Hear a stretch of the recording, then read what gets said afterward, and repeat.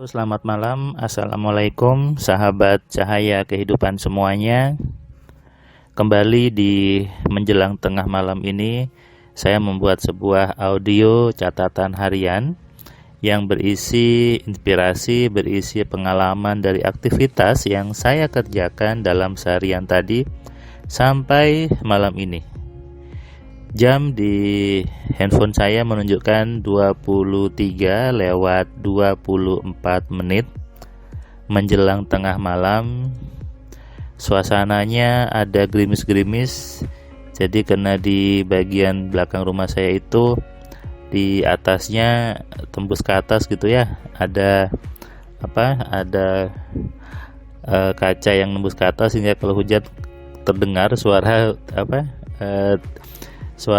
tetesan hujannya. Ada gerimis-gerimis, tengah malam, penuh kesejukan, keheningan. Kedua putri saya sudah tidur, tapi istri saya masih belum tidur. Dia masih nonton film itu di ruang TV gitu ya. Apa yang Anda lakukan biasanya ketika malam seperti ini? Sendirian, melamun, memikirkan sesuatu yang jelek, memikirkan hutang, memikirkan masa depan, atau Anda memikirkan kejelekan orang lain.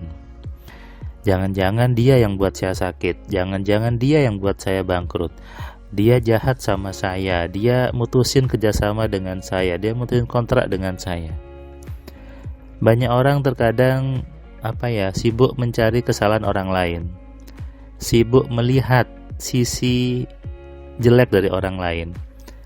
Padahal katanya hidupnya harus dibawa positif, hidupnya harus berpikir yang baik. Tapi kenapa ketika dengan orang lain selalu berpikir yang tidak baik, berpikir yang negatif gitu ya? Bukankah kita harusnya bersikap yang baik kepada setiap orang, berpikir yang baik kepada setiap orang? Jangan dikit-dikit menyalahkan orang lain, jangan dikit-dikit menyalahkan sikap orang lain. Yang harus kita sadari, kita terima bahwa setiap kejadian itu adalah akibat dari perbuatan kita sendiri. Percayalah, setiap perbuatan kembali kepada pelakunya sendiri. Jadi kalau Anda menganggap teman Anda itu jahat, teman Anda itu jelek, ya sudah, biarkan saja, nanti juga kembali kepada dia sendiri. Anda sibuk memperbaiki diri, sibuk introspeksi diri, merubah semua pemahaman Anda, merubah semua logika dalam diri Anda menjadi yang baik, menjadi yang menyenangkan. Supaya apa? Supaya kedepannya hidupnya baik. Nah, hari ini, hari Kamis tanggal 9 Desember 2021, saya tadi memberikan kelas AMC online ke seorang ibu, AMC Platinum ya, hari kedua. Ke seorang ibu yang kemarin hari pertama itu yang sempat nangis. Tadi hari kedua, ibu ini mulai, saya lihat wajahnya mulai berbinar-binar gitu ya, mulai bercahaya dan mulai ceria.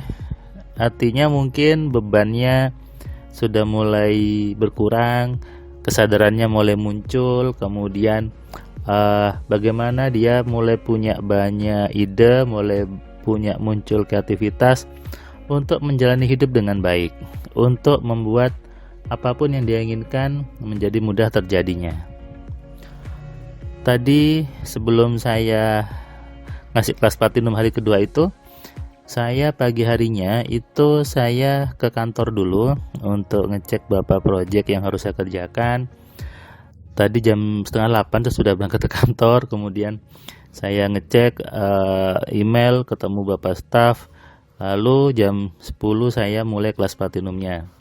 Tadi kelas platinumnya saya pindah tempat, bukan di kantor tapi di kampus. Jadi di kampus saya sambil memberikan kelas platinum karena tadi saya harus ada bimbingan tugas akhir ke dua mahasiswa, jadi saya di kampus saja sambil memberikan kelas platinumnya. Yang tadi dibahas di hari kedua kelas platinum AMC adalah bagaimana sikap-sikap, bagaimana cara-cara untuk menundukkan diri kita, menundukkan nafsu-nafsu yang jelek, untuk menyadari sepenuhnya bahwa kita sama Tuhan itu diberikan hak untuk melakukan perubahan dalam diri kita. Di ayat di Al-Quran dikatakan bahwa aku tidak akan mengubah nasib suatu kaum sebelum kaum itu merubahnya sendiri. Di sini sudah jelas sebetulnya bahwa yang diberi hak untuk merubah adalah kita. Merubah kehidupan kita itu haknya ada dalam diri kita sendiri. Haknya di diri Anda. Anda mau milih makan apa, Anda mau milih minum apa, tergantung Anda kan. Tapi kita diberi akal, diberi pikiran untuk tahu yang mana yang memang sesuai dengan yang kita mau, yang mana yang mendukung apa yang kita inginkan. Ini yang disebut dengan kecerdasan sebetulnya. Kecerdasan spiritual, kecerdasan emosional, kecerdasan perilaku dan sebagainya. Menyadari sepenuhnya bahwa kita manusia yang oleh Tuhan, oleh Allah diberikan sebuah privilege, sebuah hak untuk